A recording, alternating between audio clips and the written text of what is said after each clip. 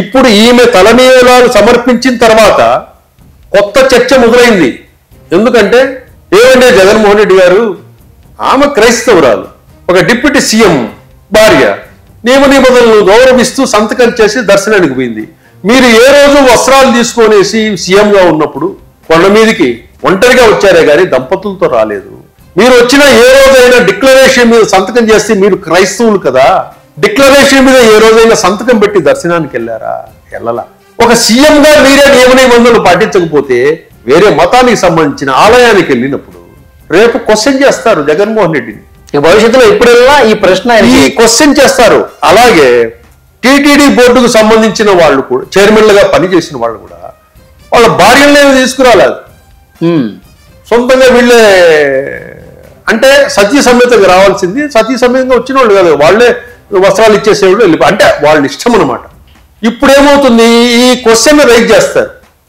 ఒక లేడీ అన్య మతస్థురాలు, ఏదో దేశానికి చెందిన ఆమె, క్రైస్తవురాలు, నమ్మకం పెట్టి ధర్మంగా టీటీడీ నియమ నిబంధనలు గౌరవించి డిక్లరేషన్ మీద సంతకం పెట్టి వాళ్ళ బిడ్డలు కూడా పెట్టారు సంతకం. తెలుసా, ఒక 6-7-8 months బ్యాక్ అనుకుంటాను, పవన్ కళ్యాణ్ వాళ్ళ పిల్లలతో వెళ్తే వాళ్ళ పిల్లలతో డిక్లరేషన్ మీద సైన్ చేసి దర్శనం తీసుకెళ్లారు. అవును.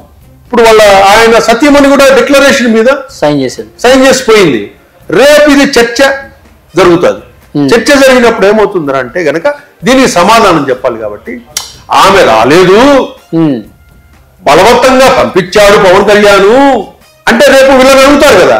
అవును. కాబట్టి అంటే జగన్మోహన్ రెడ్డి అధికారంలో ఉంటే మాత్రమే వెళ్తాడా తిరుమల తిరుపతి దేవస్థానానికి? అంటే ప్రతిపక్షంలో ఉంటే వెళ్ళాడు అనమాట. నో, ఇక్కడ అంత ముందు కూడా తిరుమలకి వెళ్ళాలన్నప్పుడు ఇష్యూ వచ్చింది. మళ్ళీ తిరుమల వెళ్ళనన్నాడు. డిక్లరేషన్ మీద సంతకం పెట్టమన్నారు. ఎవరు? కూటమి గవర్నమెంట్ ఉన్నప్పుడే.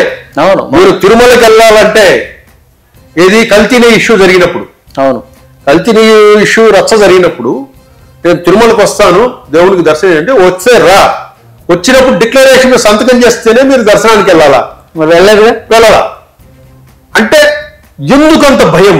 నేను అదే అంటున్నా సార్, ప్రతిపక్షంలో ఉన్నంత కాలం ఈ డిమాండ్ ఉంటుంది కాబట్టి వెళ్ళడా అంటున్నా. అదే ఇంకా ఇప్పుడు వెళ్ళాలంటే ఇప్పుడు ప్రతిపక్షం కాదు ఆయన, ఇప్పుడు ఒక ఎమ్మెల్యే అంతే, ఒక పార్టీ అధ్యక్షుడు, ఒక ఎమ్మెల్యే, ప్రతిపక్ష హోదా లేదు కదా.